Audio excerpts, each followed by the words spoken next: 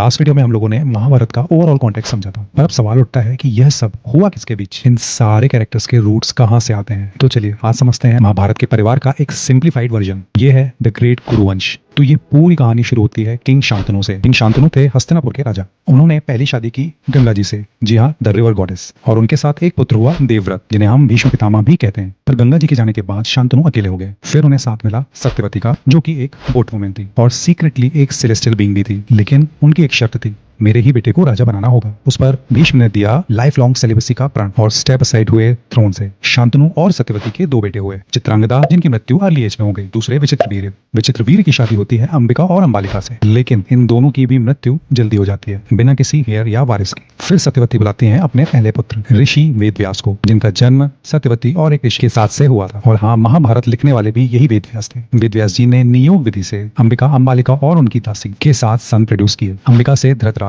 जो कि ब्लाइंड पैदा हुए, अंबालिका से पांडु पेल स्किन्ड, और मेट के साथ विदुर जो सबसे स्मार्ट थे लेकिन दासी पुत्र थे। अब इन्हीं के बच्चों से सारी महाभारत शुरू होती। धृतराष्ट्र और गंधारी के 100 पुत्र जो कौरव कहलाए। पांडु और कुंती के 5 पुत्र हुए, जिन्हें 5 पांडव कहते हैं। तो दोस्तों, महाभारत सिर्फ एक कहानी नहीं, जिसमें हर रिश्ते में कुछ ना कुछ पॉलिटिक्स है, कहीं प्यार है, कहीं सेक्रीफाइसेस है, कहीं बिट्रेयल, और इसी परिवार के ट्री से छुड़ा यह महायुद्ध जो महाभारत कहलाया। अगले एपिसोड में बात करेंगे पांडु और धृतराष्ट्र की कहानी की। इस तरह के और वीडियोस के लिए आप मुझे फॉलो कर सकते हैं। This is Anshul mat.